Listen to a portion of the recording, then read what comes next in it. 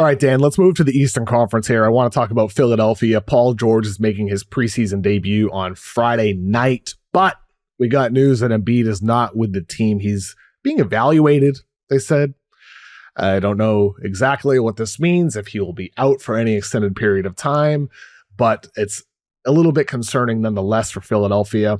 I think with Philly right now, what I'm most excited about in preseason is the way Tyrese Maxey's looking. He looks like he's gained muscle. He looks stronger. I think he even looks a little bit more explosive at the rim on the layups. The shot looks quicker. To me, if Embiid's out for any extended period of time, if they need Maxey to push 30 points per game, I think he's capable of doing it. He averaged over 25 last year. What stuck out to you so far this preseason with Philadelphia, and how optimistic are you about them as one of those teams that can push Boston when we've talked about New York as one of those teams that's built and constructed that way? Yeah, it's will the best laid plans on paper work out in practice? And obviously the Embiid, anytime you hear like, well, Joel Embiid's being evaluated, you go like, oh, well, is it time for our friends at the Right Sturkey Sanchez to start hanging themselves? Is Mike Levin going to be doing a podcast in the dark, shirtless soon? And that's possible. We could be there pretty quick.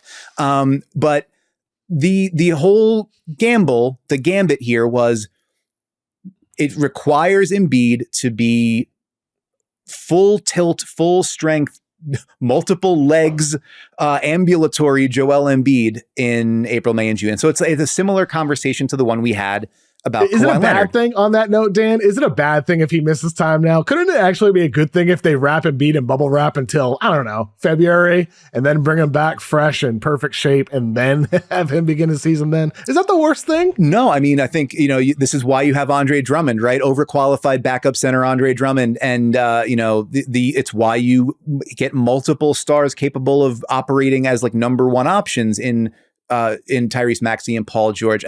I think absolutely the messaging coming out of Philly has been, Joel is not any longer concerned about making sure he's MVP eligible or all NBA eligible or hits certain games played metrics or whatever. I'm sure See you in April. Yeah, Come on, right. Joel. Come back in April. Give him enough time to get to get ramped up. Forever ramping up. Joel Embiid and ramp ups like real match made in heaven. Peanut butter and jelly. Joel Embiid and ramp ups.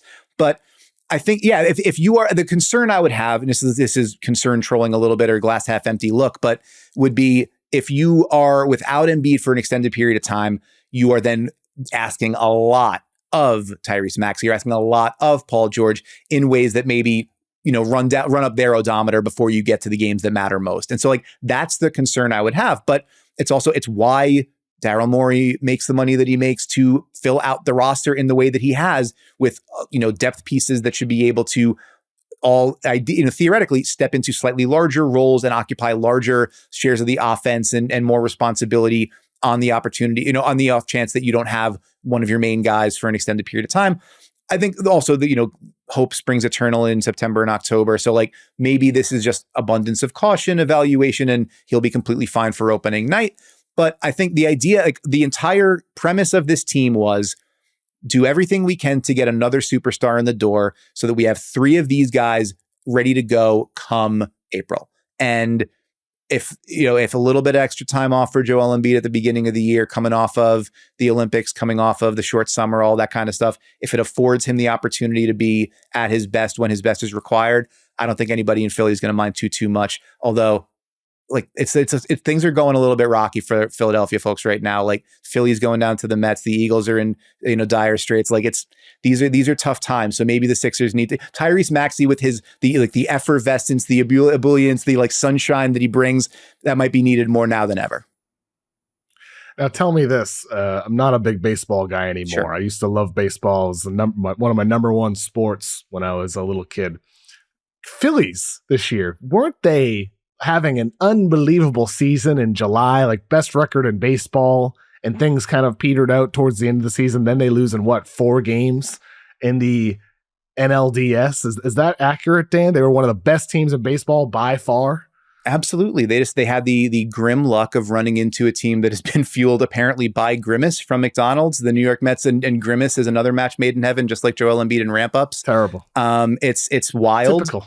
It's not, I mean, this is also one of those things we would say like this, if you looked at like the full season numbers for that Udoka Celtics team, you're like, it's pretty good. But like the version that they were in the first half, dramatically different from the version in the second half. The Mets have been awesome for like the last few months. So the Phillies rolled up a big lead early and then were like a little bit worse later in the season. And the Mets. Are you a Mets guy or a Yankees guy? I'm a Mets guy. My dad was a Brooklyn Dodgers fan. And so when the Dodgers went to LA, he was like heartbroken. And I was like, well, I'm never going to root for the Yankees because that was like the enemy of his youth that forever stopped the Brooklyn Dodgers sort of a championship. So the Devine family waited until the Mets showed up. And then all of a sudden I was born into that pain and the Knicks pain and, various other pains.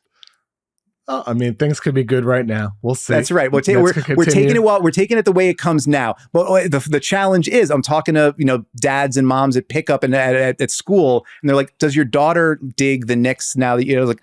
I have tried to shield her from it. Like, I'll let her choose that if she wants to, but I'm not putting it on her because 25 years of that was a lot. Like you gotta let them come to it on their own.